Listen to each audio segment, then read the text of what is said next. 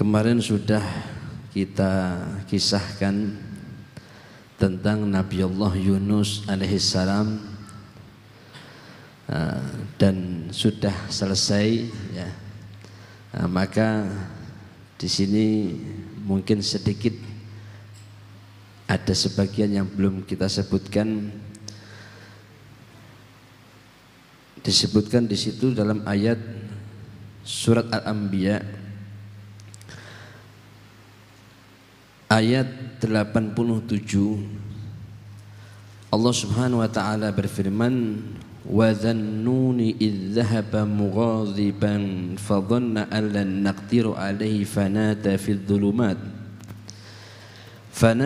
dhulumati an la ilaha illa anta subhanaka inni kuntu minadh dhalimin.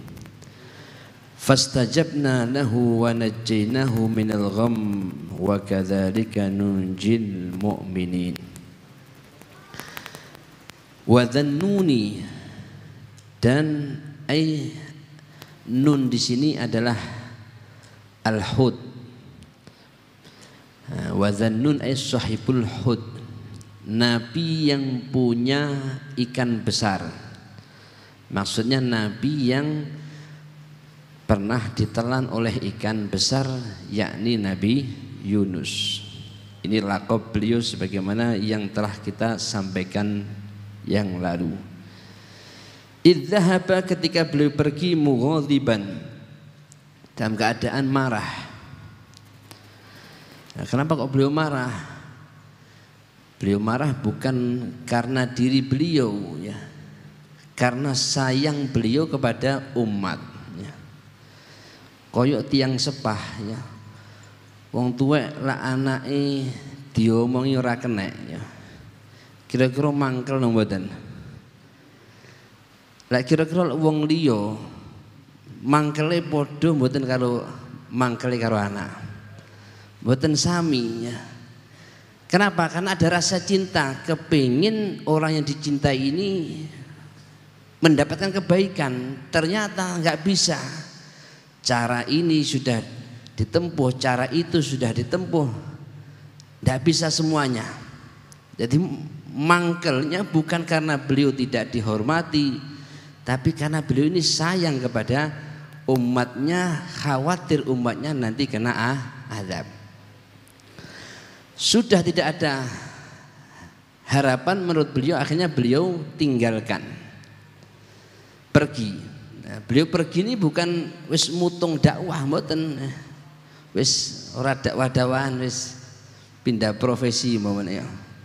Tak macul ae mboten nggih. Beliau ini pindah mau dakwah. Ini sudah dianggap umat ini sudah enggak bisa nerima, saya tak cari umat yang lain. Barangkali di tempat lain ada yang bisa menerima dakwah saya. Fadhanna alan naqdiru alaihi, beliau menduga bahwa Allah Subhanahu wa taala tidak akan menghukum beliau, tidak akan memberikan kesempitan kepada beliau.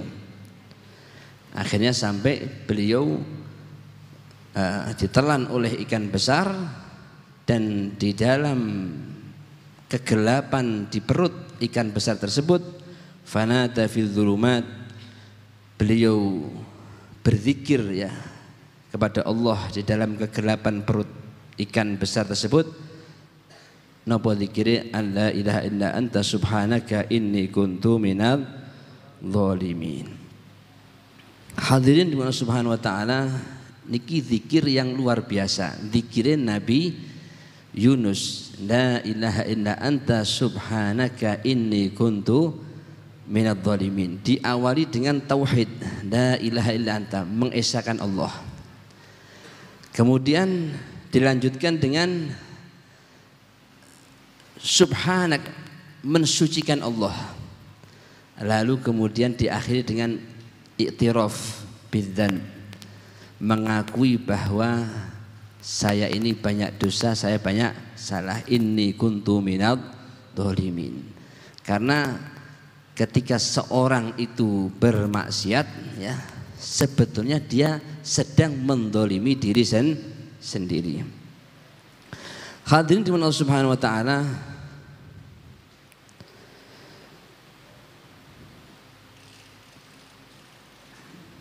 ya dipun sebataken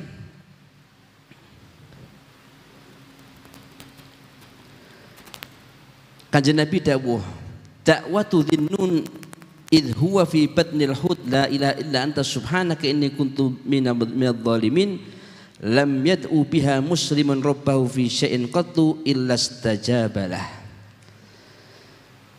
Doanya Dhunnun saat ada di perut ikan besar, la ilaha illa anta subhanaka inni kuntu minadh dhalimin, tidaklah berdoa seorang muslim dengan doa tersebut ya untuk sesuatu apapun kecuali akan diijabah oleh Allah Subhanahu wa taala.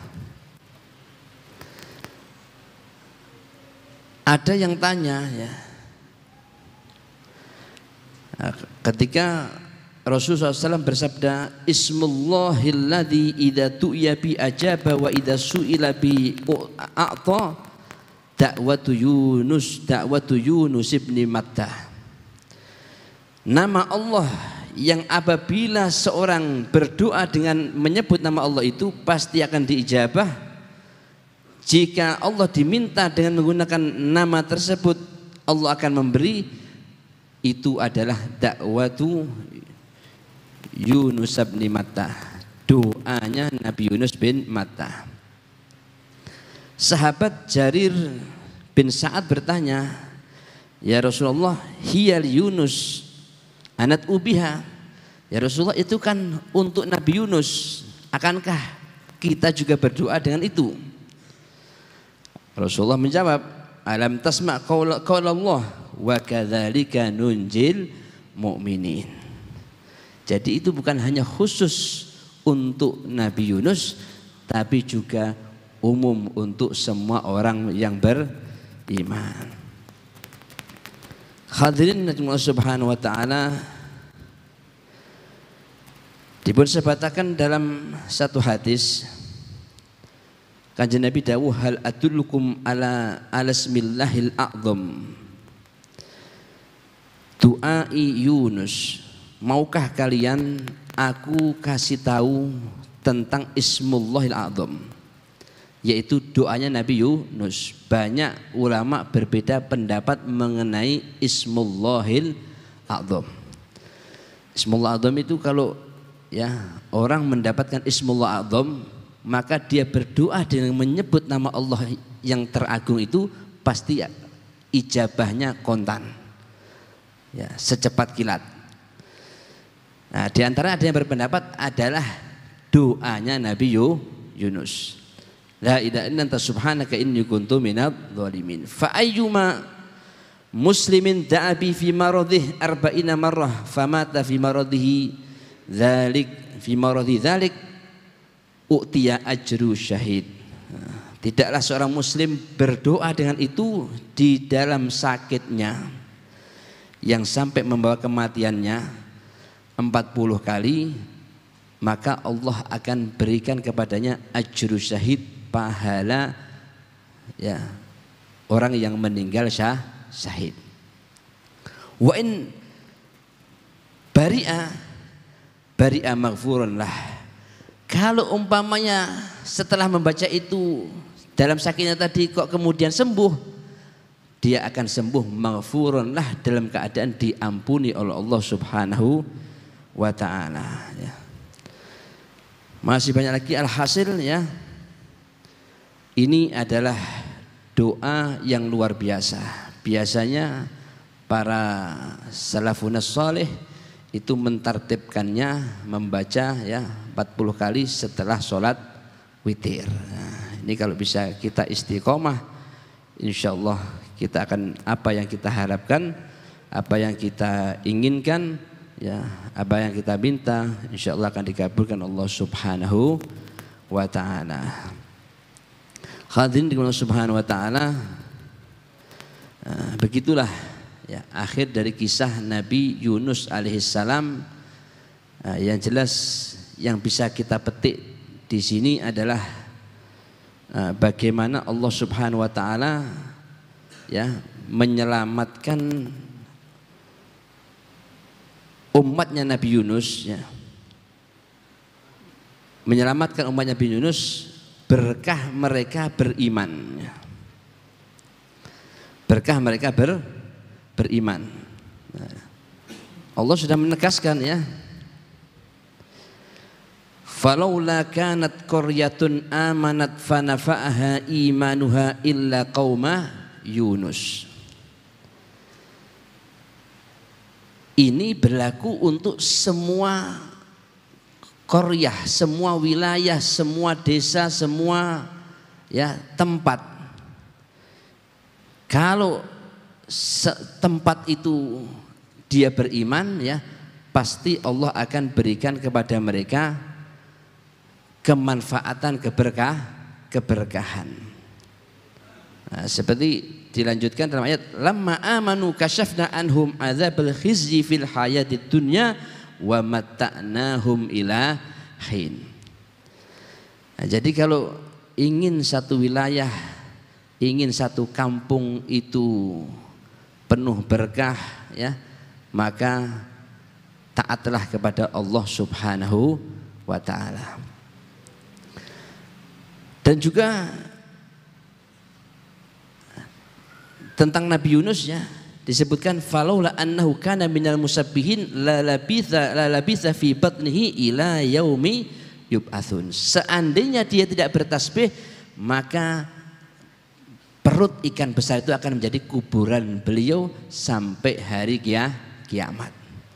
Nah, berarti di sini ahli zikir, orang yang taat kepada Allah Subhanahu wa taala, akan Allah berikan keberkahan, akan Allah berikan kenyamanan, ya.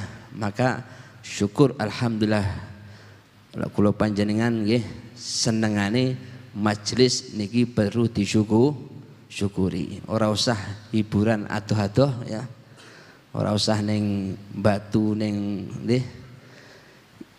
Enek wong niku hiburane majelis.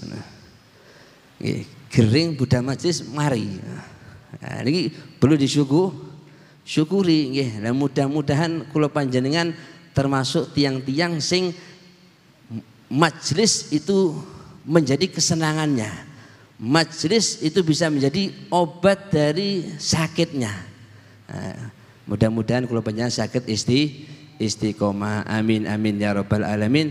Mudah-mudahan kita bisa memetik pelajaran dari kisah-kisah para nabi, Nabi Yunus dan nabi yang lainnya, bisa kita praktekkan dalam kehidupan sehari-hari, sehingga kula panjenengan semakin taat kepada Allah Subhanahu wa taala, semakin semangat untuk meneladani mengikuti sunnah Nabi Muhammad SAW, hingga kula panjenengan keluarga, kula panjenengan keturunan, kula panjenengan sedaya ila yaumil qiyamah, dan sedaya tiang-tiang ingkang bahagia, selamat, sukses fit dunya wal akhirah. Amin ya rabbal alamin. Niku ingkang sagedipun sampaiaken, kirang langkungipun nyuwun pangapunten ingkang kathah. Hadza min afu minkum. Assalamualaikum warahmatullahi wabarakatuh.